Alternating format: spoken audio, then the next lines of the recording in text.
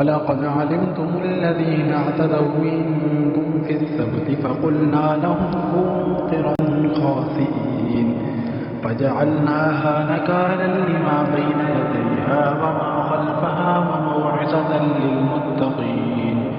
وإذ قال موسى لقومه إن الله يأمركم أن تذبحوا بقرة قالوا أتتخذنا هزوا قال أعوذ بالله أن أكون من الجاهلين. قالوا ادع لنا ربك يبين لنا ما هي قال إنه يقول إنها بقرة لا فارض ولا بكر عوان بين ذلك ففعلوا ما تؤمرون.